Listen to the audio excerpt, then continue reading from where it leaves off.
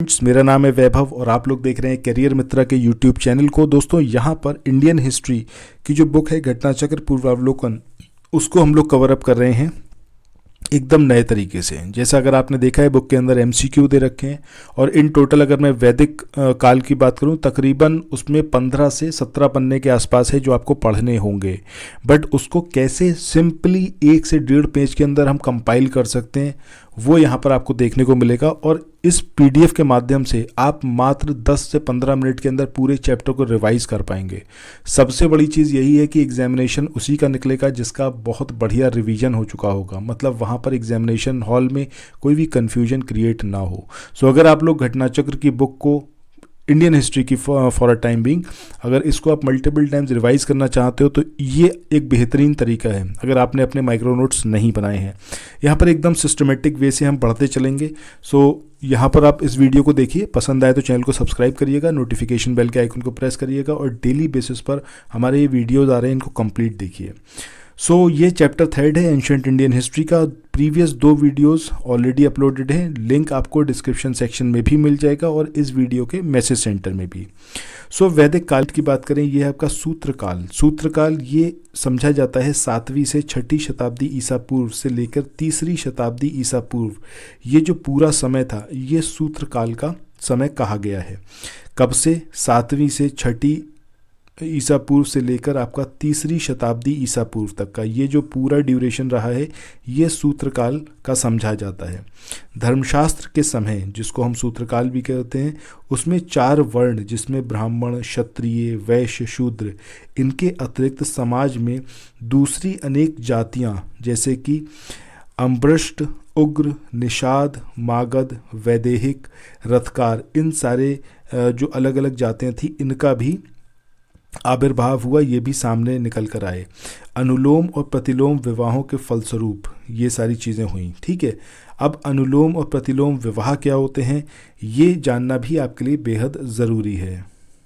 सो यहाँ पर जब हम बात करते हैं अनुलोम विवाह की तो अनुलोम विवाह का मतलब क्या होता है? अनुलोम विवाह का मतलब होता है जब अपने वर्ण से निचले वर्ण में विवाह किया जाता है। वहीं अगर प्रतिलोम विवाह की बात करें तो इसमें जो निम्न स्तर वर्ण का पुरुष होता है वो उच्च स्तर वर्ण की कन्या के साथ शादी करता है या विवाह करता है, वो होता है आपका प्रतिलोम विवाह। ठीक है, सो ये चीज़ आपको यहाँ पर याद रखनी है। आगे बढ़ते हैं, बात करते हैं परणी की। तो इन्होंने 2 प्रकार के शूद्रों का उल्लेख किया, एक है आपका निरवसित और दूसरे हैं अनिरवसित।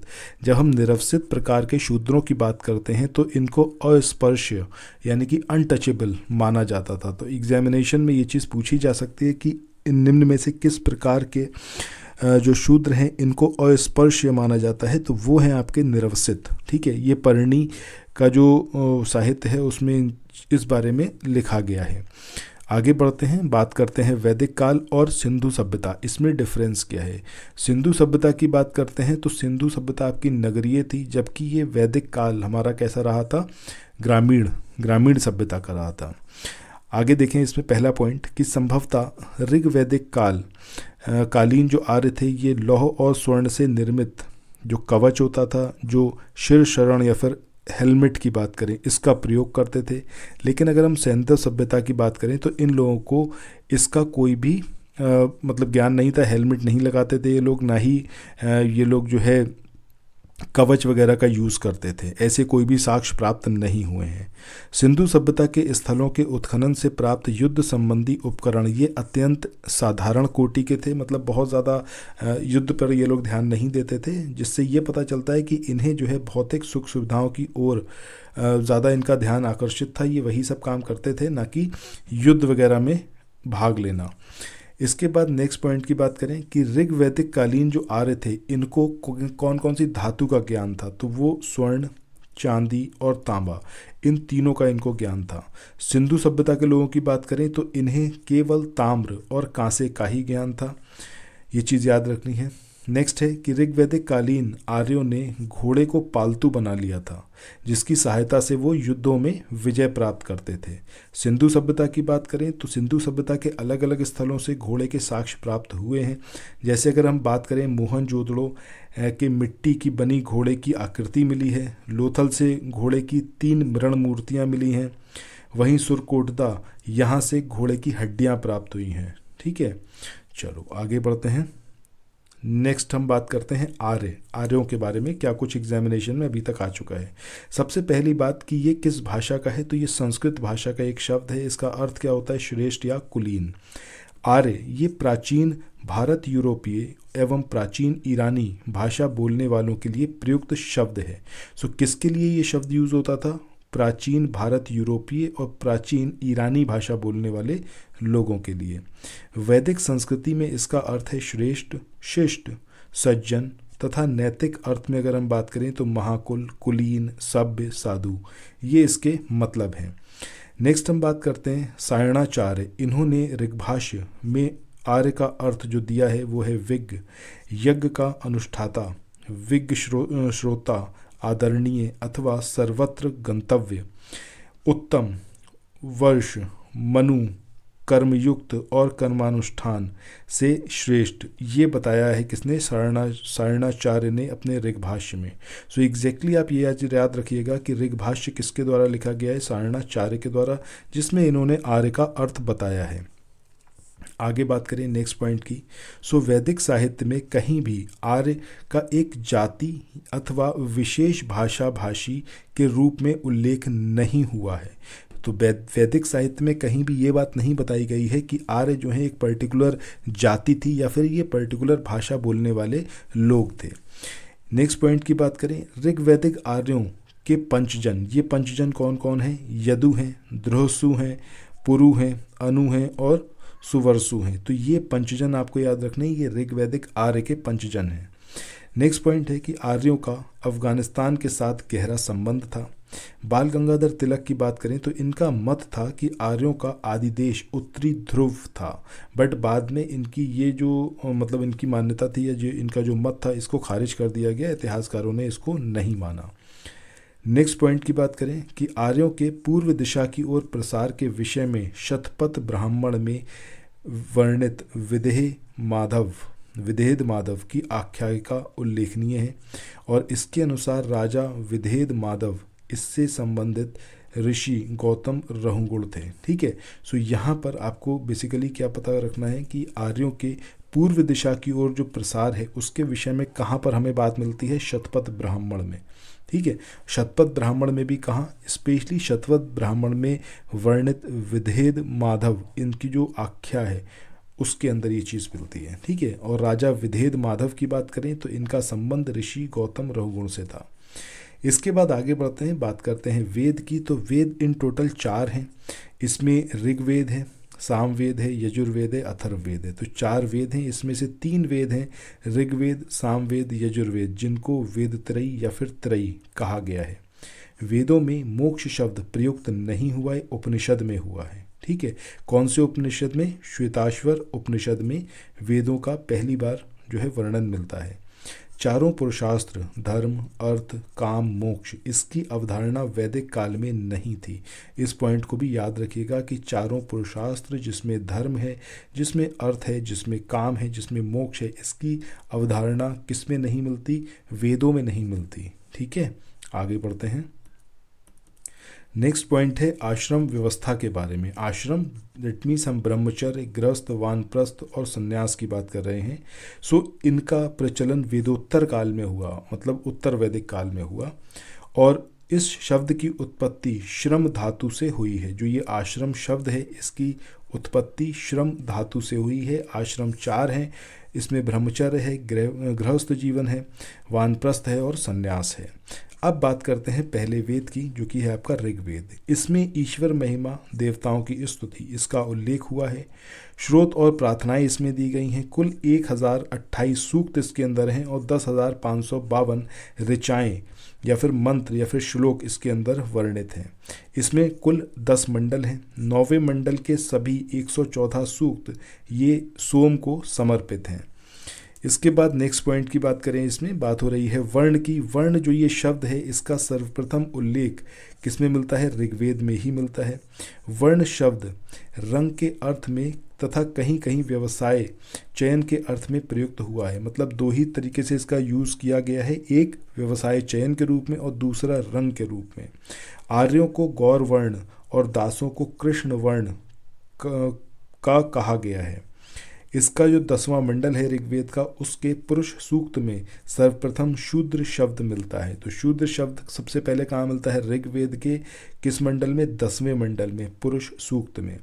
अगर ऋग्वेद की हम मूल लिपि की बात करें तो ब्राह्मी लिपि है। कुल इसमें 1028 सूक्त हैं। इसके जो पुरोहित हैं इसको होता ये कहा जाता था। इसके बाद नेक्स्ट पॉइंट की बात करते हैं। अवेस्ता और ऋग्वेद दोनों भाषिक समानताओं के कारण आर्यों की सभ्यता से संबंधित माने जाते हैं। अवेस्ता ये ईरान के क्षेत्र से संबंधित है। नेक्स्ट हम बात करते हैं सामवेद की। टोटल 1875 ऋचाएँ इसके अंदर हैं और इसका संकलन जो है ऋग्वेद पर आधारित है। संगीत का उल्लेख इसके अंदर है। इसमें पद जो हैं वो गेय रूप में हैं और जिनको जो गाता है उसको उद्गाता, पुरोहित गाता है। ठीक है, तो कौन है? अभी हमने देखा था ऋग्वेद में होता कहा जाता है जो उसको गाता है, यहाँ पर उद्गाता। ठीक है, चलो इसके बाद आगे बढ़ते हैं। नेक्स्ट वेद जो कि है हमारा यजुर्वेद। सो यजुर्वेद की बात करें तो इसके अंदर कर्मकांड या फिर बलिदान विधि इसका उल्लेख किया गया है। 2 इसके प्रमुख भाग हैं, शुक्ल यजुर्वेद और कृष्ण यजुर्वेद। अथर्ववेद की वहीं बात करें तो इसमें टोटल 20 अध्याय और 730 सूक्त में तंत्र मंत्र और वशीकरण से रिलेटेड जो मंत्र हैं वो दिए गए हैं और ये औषधियों से संबंधित है। या फिर अगर हम बात करें, अगर आपसे एग्जामिनेशन में पूछा जाए कि आयुर्वेद का वर्णन किस में मिलता है तो अथर्ववेद में ही मिलता है। ठीक है, इसके बाद बात करते हैं कि वैदिक संहिताओं का जो सही कालक्रम है। इसमें सबसे पहले आती हैं आपकी वैदिक संहिताएं, उसके बाद ब्राह्मण ग्रंथ, उसके बाद अरण्यक और उसके बाद आते हैं उपनिषद। ठीक है, तो सबसे पहले आएंगी वैदिक संहिताएं और सबसे बाद में आएंगी क्या? आपके उपनिषद। इन बिटवीन ब्राह्मण और अरण्यक रहेंगे। ठीक है, इसके बाद नेक्स्ट हम बात करते हैं ब्राह्मण ग्रंथ की। सो ये जो हैं यज्ञों और उनके अनुष्ठानों के विधि विधानों के संबंध में जानकारी देते हैं। अब ब्राह्मण ग्रंथ और वेद की बात करें, अगर हम ऋग्वेद की बात करें तो इसके जो ब्राह्मण ग्रंथ हैं ये ऐतरेय और कौशितकी ब्राह्मण ग्रंथ हैं। सामवेद की बात करें तो पंचविश या तांडन्य और जैमिनीय ब्राह्मण इसके ब्राह्मण ग्रंथ हैं। यजुर्वेद की बात करें शतपथ ब्राह्मण, अथर्ववेद की बात करें तो गोपद ब्राह्मण इसके ब्राह्मण ग्रंथ हैं। इसके बाद आगे बात करते हैं उपनिषद की। अब उपनिषद जो हैं ये दर्शन पर आधारित पुस्तकें हैं, इसको वेदांत भी कहा जाता है। इसमें सबसे पहला है हमारा श्वेताश्वर उपनिषद। इसमें मोक्ष शब्द की चर्चा पहली बार श्वेताश्वर उपनिषद में ही हुई है। इसका अर्थ क्या होता है श्वेताश्वर का? तो ये है आपका सफ़ेद घोड़े द्वारा ढोया गया। इसके बाद नेक्स्ट हम बात करते हैं कटोप उपनिषद की। तो इसमें यम और नचिकेता का जो संवाद है उसका उल्लेख किया गया है।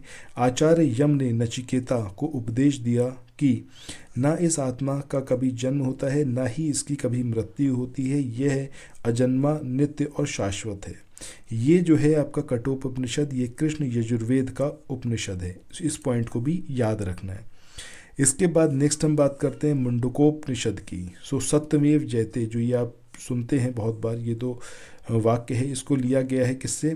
मुंडकोपनिषद से। इसका अर्थ क्या होता है कि सत्य की ही विजय होती है और ये जो है हमारे भारत के जो राज चिन्ह है उस पर भी अंकित किया गया है। इसके बाद बृहदारण्यक उपनिषद की बात करें तो तमसोमा ज्योतिर्गमय, ये जो आप कथन देखते हैं वो किससे लिया गया है? बृहदारण्यक उपनिषद से लिया गया है। इसके बाद आगे बढ़ते हैं और बात करते हैं कि ये जो तमसोमा ज्योतिर्गमय है इसका एग्जैक्टली अर्थ क्या है। सो इसका अर्थ है कि अंधकार से प्रकाश की ओर। इसके बाद अगला उपनिषद जिससे क्वेश्चन पूछा गया है वो है आपका छांदोग्य उपनिषद। इसमें सत्यकाम जाबाल की कथा जो अनव्याही माँ होने के लांछन को चुनौती देती है उसका वर्णन किया गया है। सत्यकाम जाबाल की बात करें तो ये महर्षि गौतम के शिष्य थे। इसके बाद गायत्री मंत्र की बात करें तो ये मंत्र जो है ऋग्वेद के 3रे मंडल में वर्णित है। इसके रचनाकार कौन है? विश्वामित्र। और ये जो है सविता या फिर सूर्य देवता इनको समर्पित है। इसके बाद आगे मूव ऑन करें। पुराणों की अगर टोटल संख्या की बात करें तो संख्या कितनी है? 18। और इसकी रचना लोमहर्ष ऋषि और उनके पुत्र उग्रश्रवा इनके द्वारा की गई थी।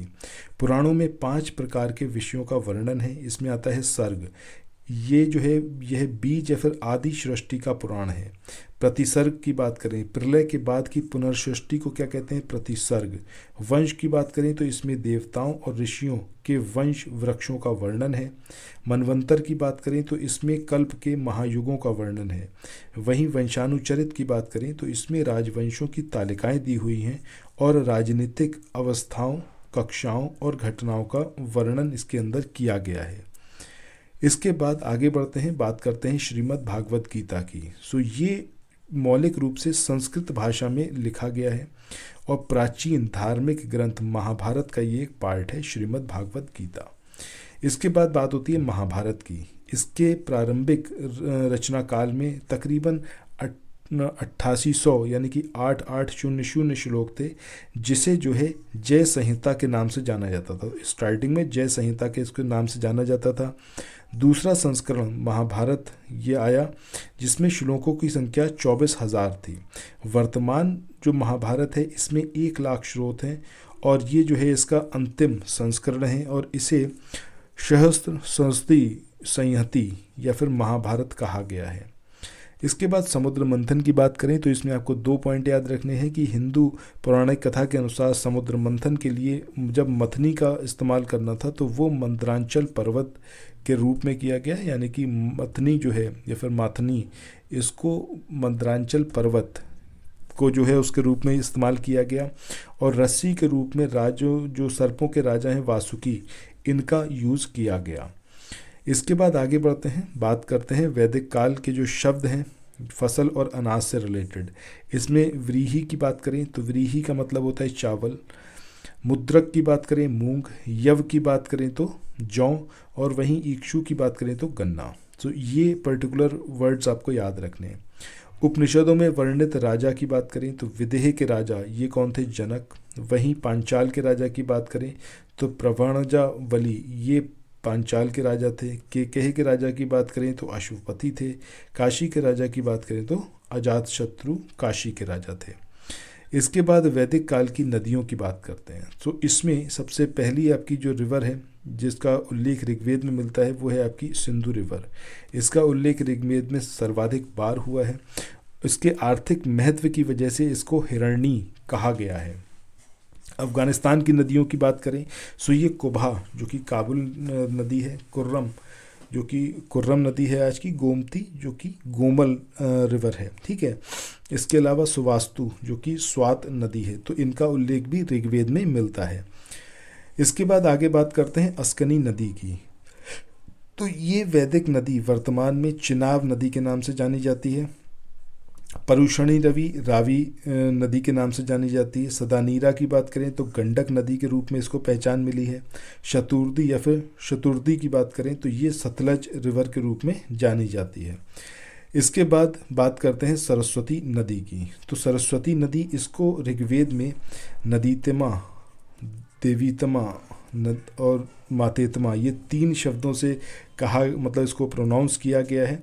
इसका मतलब क्या है? जब हम मातेतमा की बात करें तो सबसे अच्छी माँ, जब हम देवीतमा की बात करते हैं तो सबसे अच्छी देवी, और जब हम बात करते हैं नदीतमा की तो सबसे अच्छी नदी, इसके रूप में ये वर्णित है किसमें? ऋग्वेद में। इसके बाद महत्वपूर्ण शब्दों की बात करते हैं जिनके बारे में एग्जामिनेशन में पूछा गया है। पहला शब्द है ऋत। अब ये जो ऋत है इसका मतलब क्या होता है? विश्व की नैतिक और भौतिक व्यवस्थाओं से संबंधित है ये शब्द। सभी देवताओं का संबंध इससे है और ऋग्वेद में इसका वर्णन किया गया है। ये पर्टिकुलर जो शब्द है इसका मतलब ये है, ठीक है। इसके बाद गोत्र की बात करें तो इस शब्द का सबसे पहले उल्लेख किसमें हुआ? ऋग्वेद में। इसका अर्थ होता है गोष्ठ अथवा वह स्थान जहाँ पूरे कुल का गोधन पाला जाता है, वो क्या कहलाता है? आपका गोत्र। इसके बाद नेक्स्ट हम बात करते हैं पाणी की। तो पणी कौन होते थे? पणी होते थे वो लोग जो कि व्यापार वाणिज्य में संलग्न रहते थे। ऋग्वेद में इसका उल्लेख कई बार किया गया है। पणी ऋण देते थे और बहुत अधिक जो है ये ब्याज लेते थे। इनको एक और नाम वेकनाट सूदखोर के नाम से भी जाना जाता था। इसके बाद आगे बात करते हैं एक और इम्पॉर्टेंट शब्द जो कि है आपका एकैक्यवाद। सो देवताओं की स्तुति करते समय जब वैदिक ऋषि जब जिस देवता की स्तुति करते हैं उसे ही प्रमुख या फिर सर्वश्रेष्ठ देवता कहते हैं। मतलब सपोज अगर किसी दिन ये बैठते होंगे और भगवान शिव की पूजा करते होंगे तो सिर्फ उनके लिए भगवान शिव ही होते होंगे, ठीक है। अदरवाइज़ अगर कभी किसी और देवता की पूजा करते हैं तो उसी देवता को पर्टिकुलरली जो है इम्पोर्टेंस दी जाती होगी, उसी को सर्वस्व माना जाता होगा। इसके बाद यहाँ पर अगर हम बात करें एक एक के बाद की, तो इसमें कुछ और चीज़ें भी आपको याद रखनी है। अब वो क्या क्या हैं वो एक बार समझ लीजिए यहाँ पर। सो इसमें जो ये एक एक वाद है, इसका मतलब ही है कि जब जिस देवता की पूजा हो रही है उसी को प्रमुख देवता माना जाएगा। इसके बाद उपाध्याय की बात करें तो वो अध्यापक जो अपना जीविकापार्जन करने के लिए, मतलब जीविका कमाने के लिए जो है वेदांग इनको पढ़ाता था, उसको क्या बोलते थे? उपाध्याय बोलते थे।